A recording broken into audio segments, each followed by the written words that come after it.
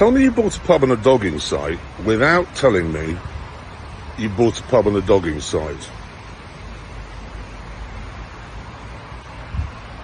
Whether it was a teacher, a family member, a neighbor, somebody who made you believe.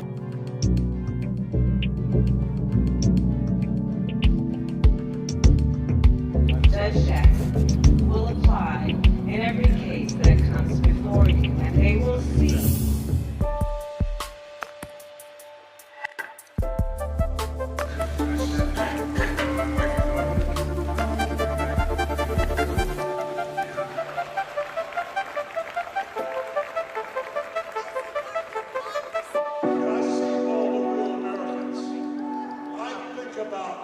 Constitutionalists, they can't raid your house. They're not allowed to do it. They raided it.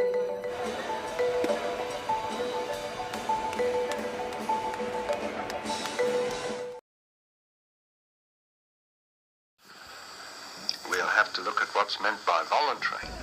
I know at first blush, voluntary and compulsory seem to be perfectly straightforward, simple expressions opposite the one to the other. But let me just ask one question.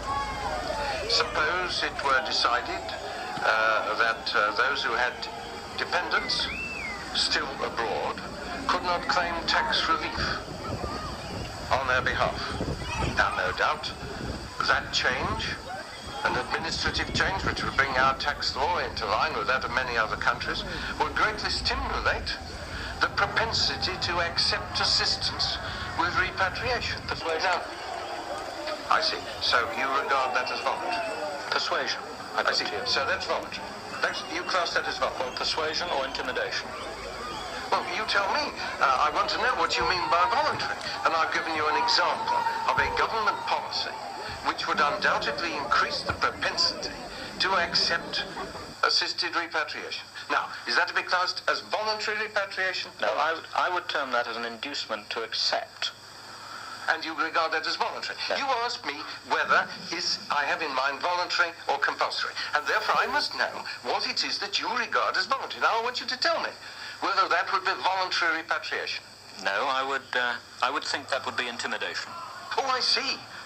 So any policy which does not place every inducement before those who are here to remain here is, in your opinion, compulsory repatriation. Well, what is your motivation for bringing in such legislation? Why are you suggesting that that should happen?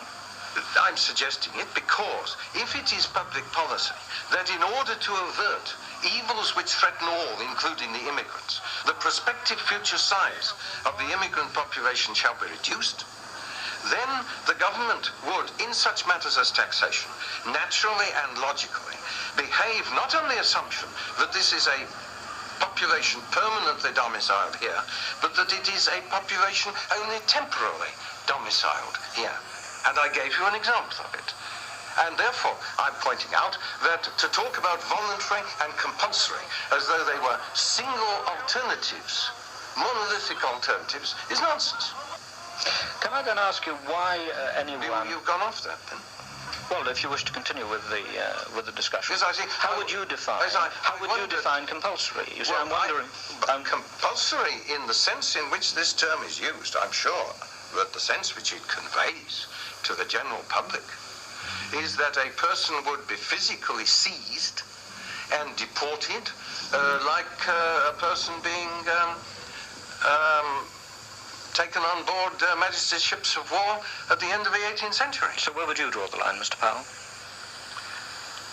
I draw it short of that. How far short? But we have to remember that on the other side, there is the alternative. We have to remember that we are making a choice of necessities. A choice, if you like, of evils.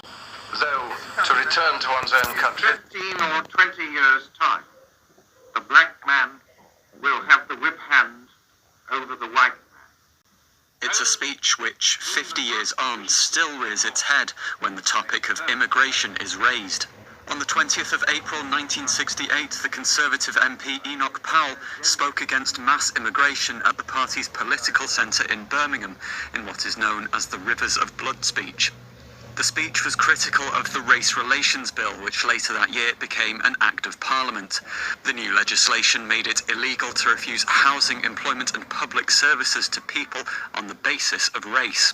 Powell believed it would be used to discriminate against the established white population.